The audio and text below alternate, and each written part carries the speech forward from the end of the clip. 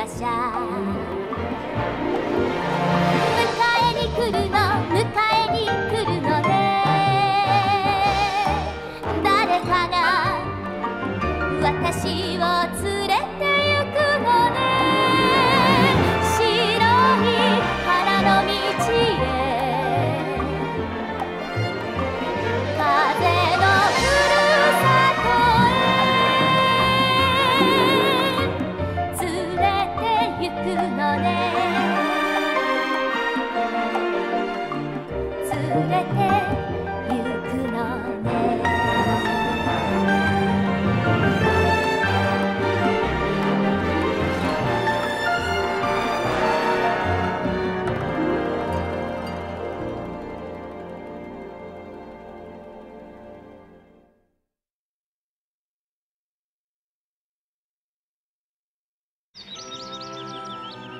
Anne profitait pleinement de ses vacances.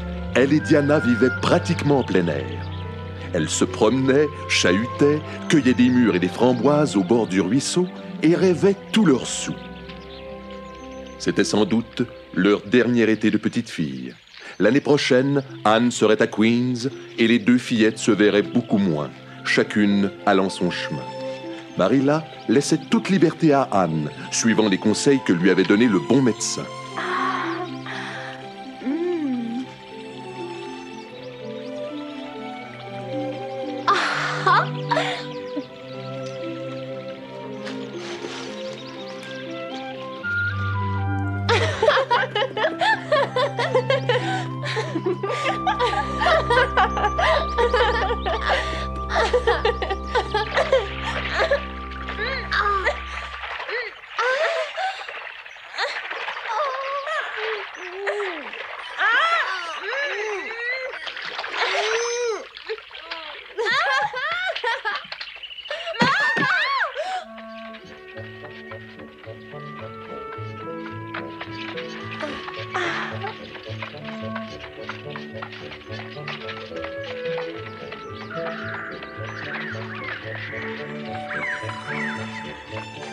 Un soir, M. Barry, le père de Diana, les emmena au White Sun Hotel où il les avait invités à dîner. C'était la fête pour Anne et Diana. Rendez-vous compte, sortir le soir et dîner au restaurant le plus chic de la région.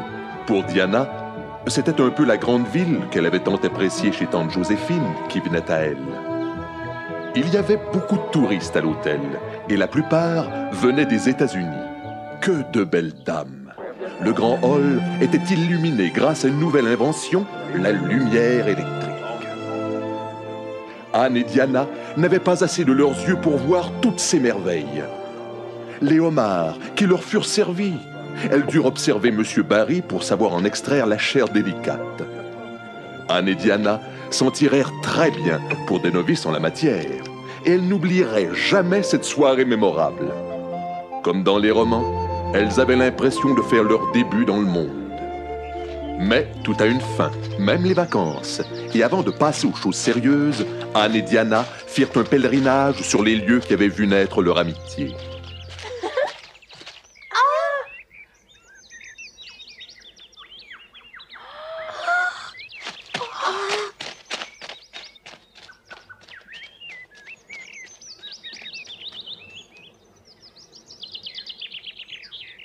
Il y avait longtemps qu'elle n'était plus venue par ici, et ce que Anne avait baptisé de noms si joliment romantiques, source des fées, maison des lutins, paradis de la nature sauvage, leur sembla tout à coup comme dénué de toute magie. Oh, ce n'est pas là le paradis de la nature sauvage. Je n'arrive pas à croire que cet endroit ait pu changer à ce point, tu sais, Diana. Oh, viens voir. Oui. Tu te souviens?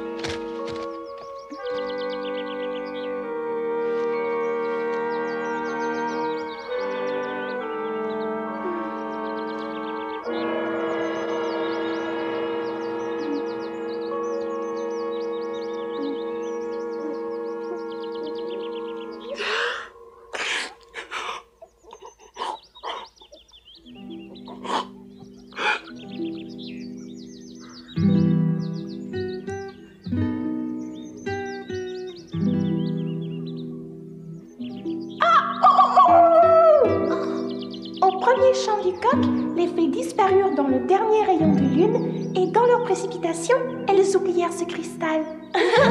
Ce que tu peux être drôle, Anne.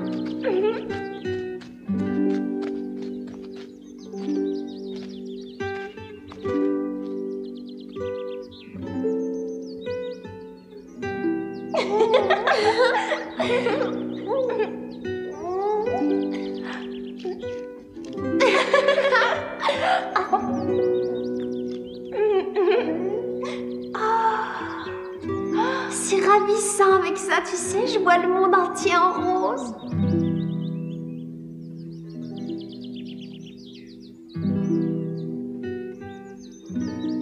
Tous ces souvenirs ramenaient Anne et Diana, quelques années en arrière, au temps de leur enfance et des jeux qui les avaient charmés.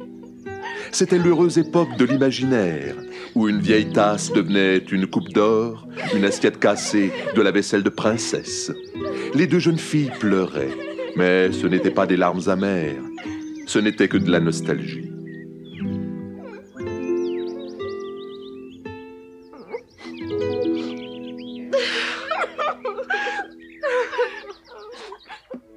Le dernier jour des vacances d'été, Anne grimpa dans le grenier. C'était pour elle le moment de retrouver les livres qu'elle avait enfermés pour toute la durée des vacances. Sortant la clé de sa poche, elle ouvrit la vieille malle et s'adressa à eux en ces termes. Ah ah! Bonjour, chers vieux amis! Je suis heureuse de vous retrouver tous au poste. Oui, oui, même toi, ennuyeuse géométrie.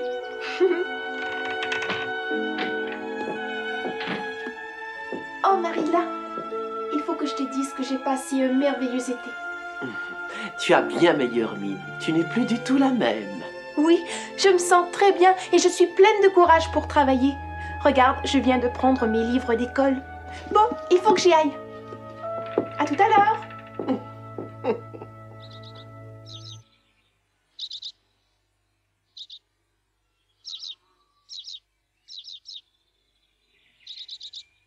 Au revoir.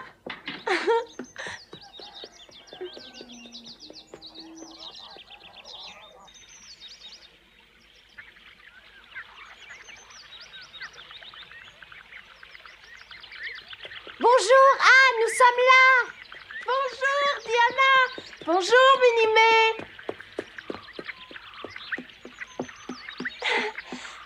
Eh bien, Minimé, tu as l'air d'une vraie écolière. Tu veux bien travailler? Ah oui? Regarde ce que j'ai. C'est mon déjeuner et j'ai faim. Je vais le manger ici. Il ne faut pas faire ça. Il faut attendre d'être à l'école pour manger avec les autres. Si tu le manges maintenant, qu'est-ce que tu feras à midi? Allez, en route pour l'école. D'accord.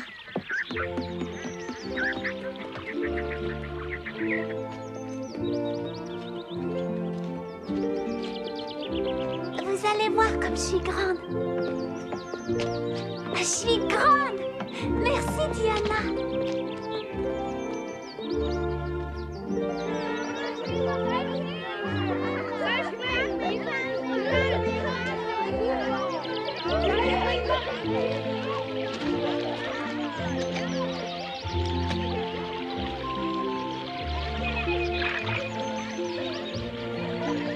À toi maintenant, mets ta bouteille au frais. D'accord.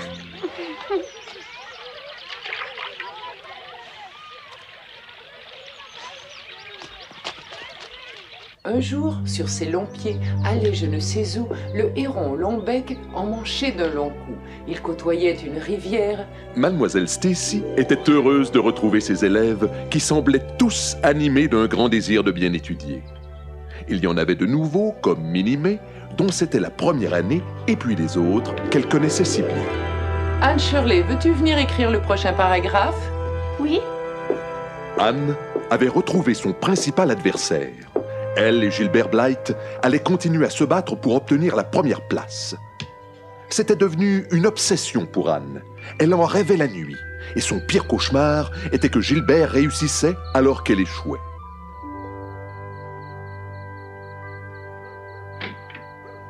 Anne, sais-tu l'heure qu'il est? Tu vas tomber malade à travailler comme ça. Mais il le faut, Marilla. Je ne veux pas me laisser dépasser par Gilbert Blythe. et ce n'est pas en me couchant de bonne heure que j'y arriverai. Gilbert Blythe, ton orgueil te jouera de mauvais tours. En tout cas, ne te lève pas à la dernière minute en me laissant la vaisselle. Ne t'en fais pas, Marilla. Je monte tout de suite. Très bien. Bonne nuit, Anne. Bonne nuit, Marilla. Anne? Anne! Oui? Qu'y a-t-il, Marilla? Descends tout de suite. J'ai besoin de toi pour m'aider à cueillir les pommes. J'arrive tout de suite. J'ai pas le temps, moi.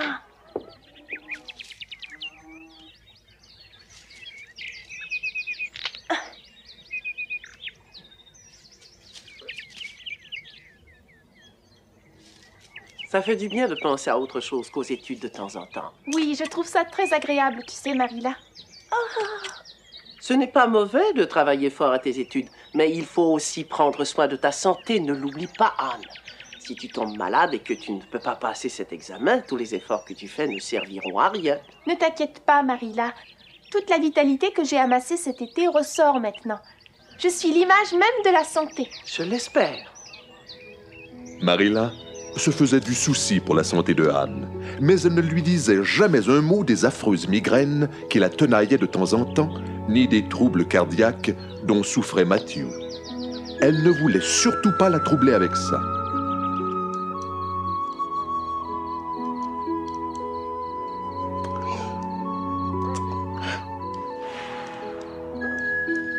Voyons, Matthew, tu sais très bien que fumer est mauvais pour le cœur. Combien de fois devrais-je te le répéter pour te convaincre? Mais je vais bien.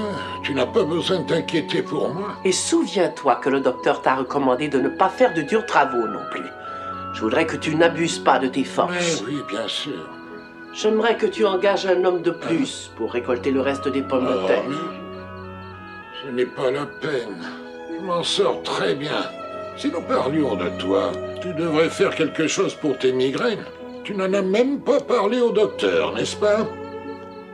J'irai voir le médecin un de ces jours, Matthew. Je vais te dire une chose. Nous arrivons tous les deux à un âge où il faut se ménager. Si c'est toi qui le dis.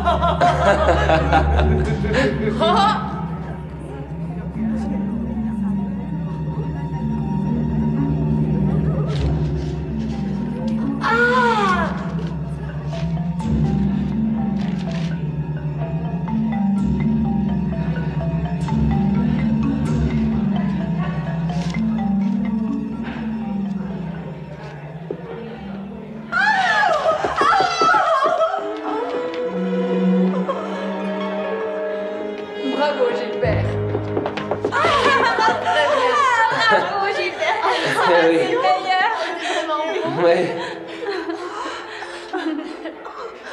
Je suis content. Oh non.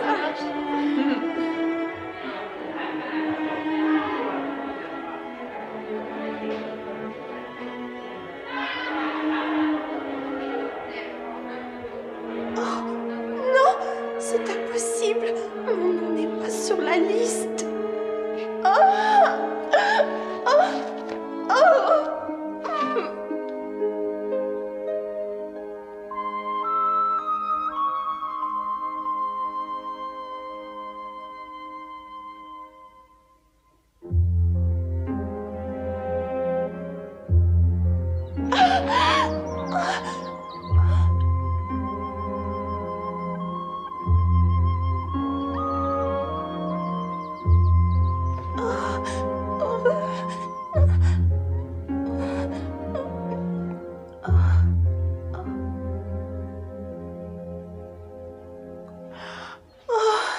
Ce n'était qu'un rêve, ou plutôt un cauchemar.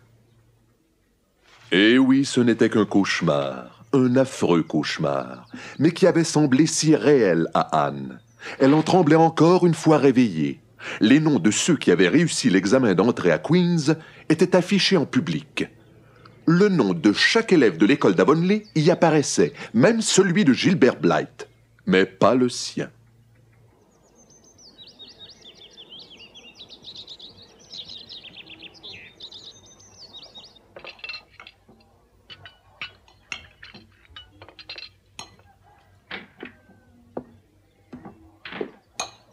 Bonjour, Anne.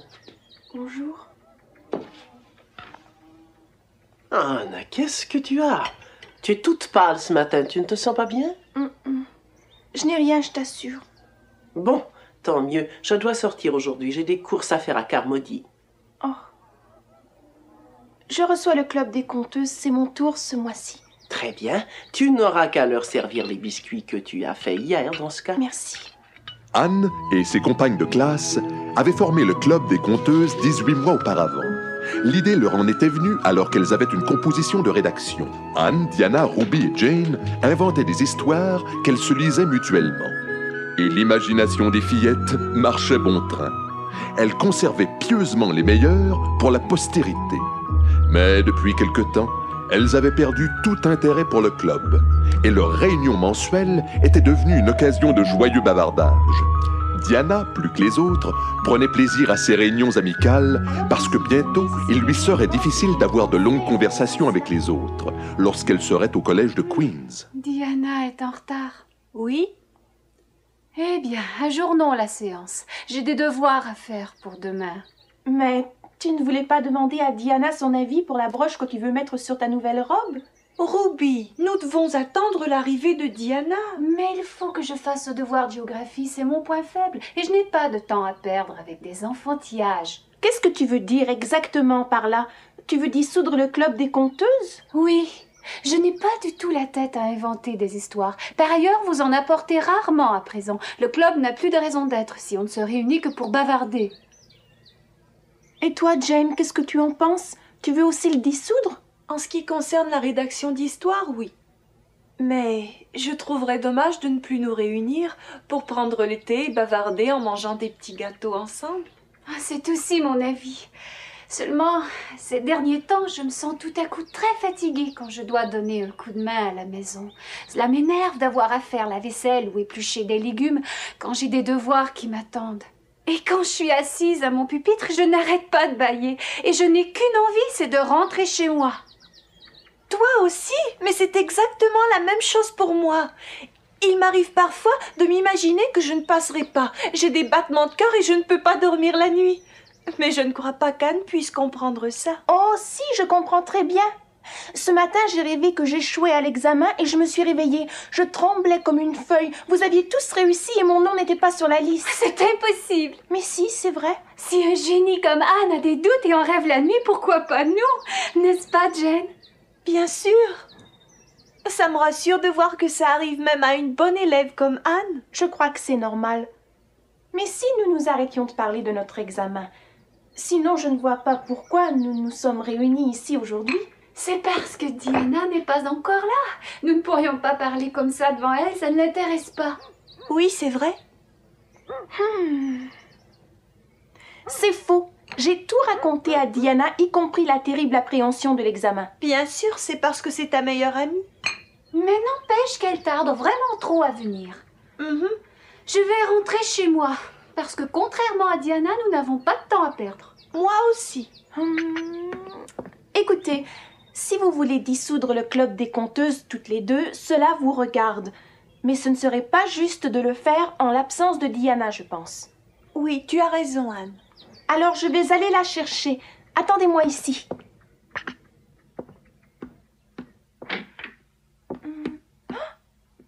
Oh, mais qu'est-ce que tu fais là, Diana? Nous t'attendions. Qu'est-ce qui t'a retardé? Tu es drôlement en retard?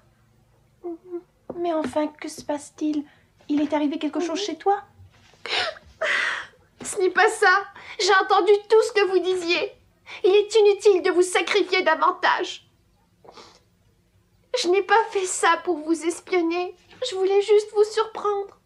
Mais ce que vous avez dit m'a fait beaucoup de peine. Et alors Diana. Vous avez raison, je n'ai pas les mêmes soucis que vous. Puisque vous ne pensez qu'à votre examen d'entrée, je n'ai plus qu'à m'en aller toute seule. Le club est important pour moi. Je ne voulais pas vous faire attendre, mais le professeur de chant est arrivé en retard. La pensée que vous m'attendiez m'énervait et je n'étais pas du tout à ma leçon. Dès que j'ai pu, je me suis précipitée ici pour vous retrouver au plus vite. Je voulais vous surprendre et je vous ai entendu derrière la porte. Je sais que le club n'existe plus maintenant. Mais non, Diana. Je ne vous dérangerai plus dans vos études pour l'examen. Ça, je peux vous le jurer. Je vais m'en aller tout de suite. Par ailleurs, je sais très bien que le temps d'écrire sur des sujets idiots comme l'amour, le meurtre et les enlèvements est terminé depuis bien longtemps. N'est-ce pas, Anne? C'était ridicule de conserver le club juste pour la forme. Oh, bien raison. On n'y peut rien, ça devait se terminer un jour. Oh, Diana. Oh, Diana.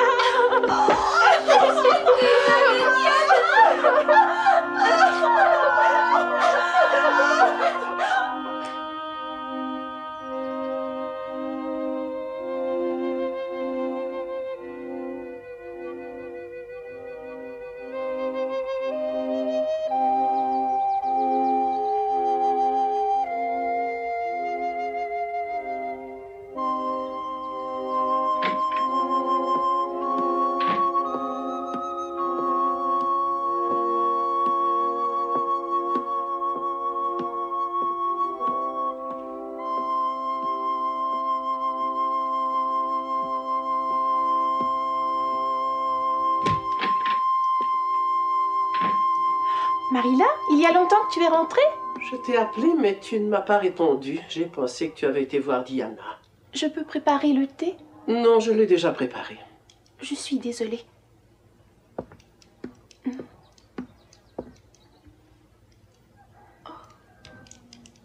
Si tu vas dehors, veux-tu s'il te plaît dire à Matthew que le thé est prêt?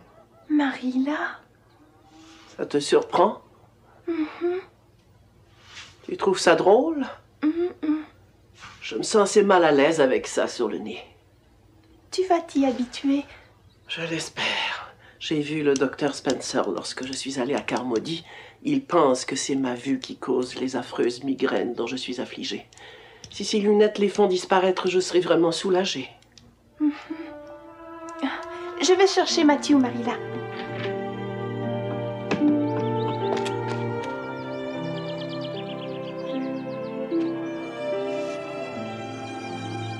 Anne eut l'impression qu'aujourd'hui sa vie avait pris un tournant décisif.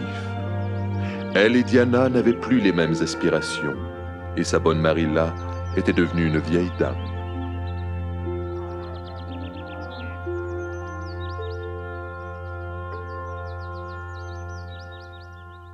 Après l'automne et l'hiver, le printemps arriva rapidement. Anne en était maintenant à sa 4e année à la Maison des Pignons Verts. Marilla et Matthew songeaient parfois avec nostalgie à la petite Anne d'autrefois. Anne était maintenant presque une adulte, mais vous en saurez davantage la prochaine fois.